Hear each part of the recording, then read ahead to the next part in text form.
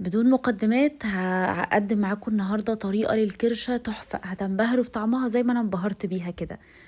هتجيبوا اول حاجه للكرشه وهتنضفوها كويس قوي قوي قوي بالسكينه على الناحيتين، ونشيل منها اي حاجه فيها بالشكل ده. بعد كده هحطها في طبق وهحط فيه ميه وهحط فيه كميه ملح حلوه وكميه ليمون حلوه بالقشر بتاعها، مش هرمي القشر لان القشر برضو بيساعد جدا في انه بيشيل اي ريحه من الكرشه. بعد كده هحط عليها كمية حلوة كده من الدقيق، وبعد كده هقلبهم واسيبها حوالي ساعة ساعتين علشان تشيل منها اي ريحة واي زفارة. وهي بتتنضف ابتدي احضر الحشو. عندي جبت بصلة مبشورة او مفرومة فعلى معلقة من السمنة، وبعد كده شوحتها. اول ما اصفرت نزلت عليها بمعلقة كبيرة من التوم. التوم عايزة يدوب ريحته تطلع، ما يلحقش حتى يتحمر، عايزة بس يدوب يبقى ريحته تطلع. بعد كده هنزل عليه عندي بطماطم معصورة حوالي 4 طماطم، 4 وحدات صغيرين شوية او وسط، وبعد كده معلقة من الصلصة، وبعدين هحط عندي التوابل دي. حطيت عندي نص معلقة صغيرة من الكزبرة الناشفة، معلقة ممسوحة صغيرة من الملح، وحطيت ربع معلقة صغيرة من الكمون، ونص معلقة صغيرة من الفلفل الأسود، وربع معلقة صغيرة من ورق اللورة المطحون، وربع معلقة من جوز الطيب المطحونة، وحطيت ربع معلقة صغيرة من السبع بهارات، ونص معلقة صغيرة من بهارات اللحم. قلبت الحاجات دي في بعض حوالي كده نص دقيقة، وبعد كده قفلت عليها النار. هنا عندي رز مصري عادي مغسول ومتصفي كويس قوي من الميه، هنزل عليه بالخليط بتاعي وهسيب شويه كده في الحله. دي تركايه تحفه هقول لكم عليها بعدين.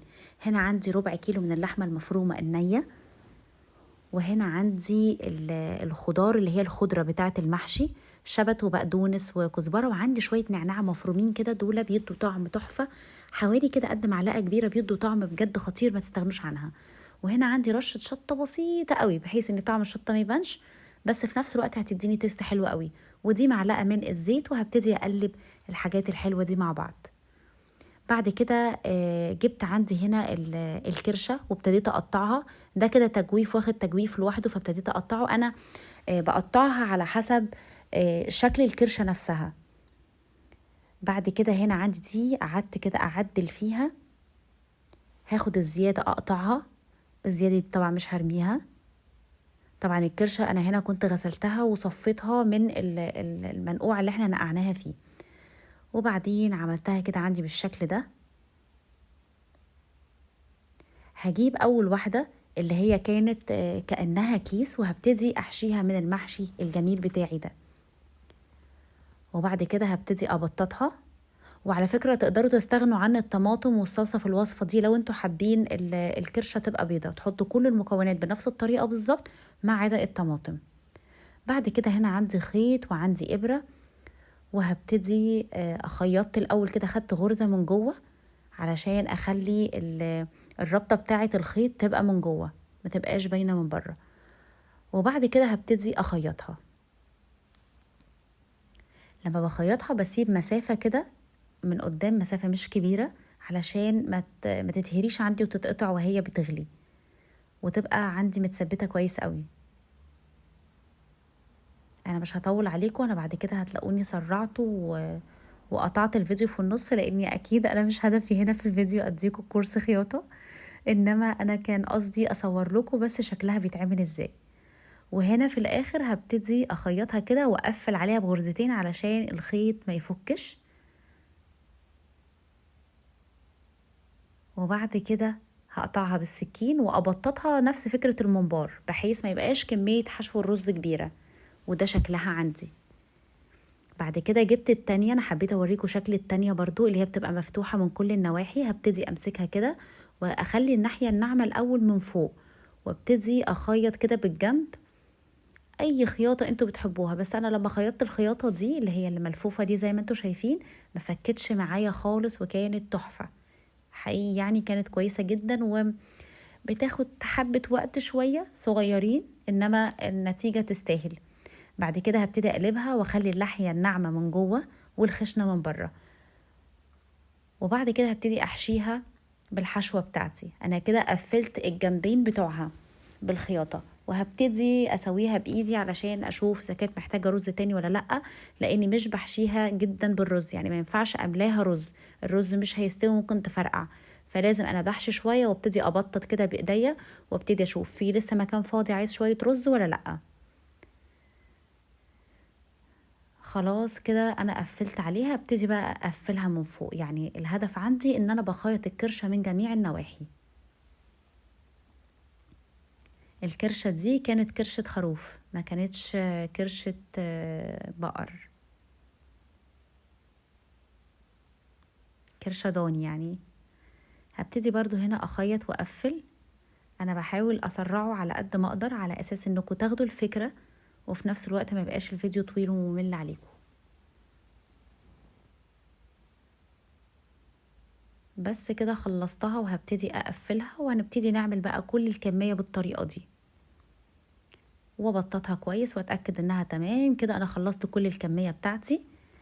شايفين فاكرين الشويه بقى اللي قلنا هنسيبهم؟ هننزل عليهم بميه مغليه، ده بيدي تيست تحفه للكرشه، تحفه بجد. اللي بيحب الطماطم الطريقه دي هتعجبه جدا.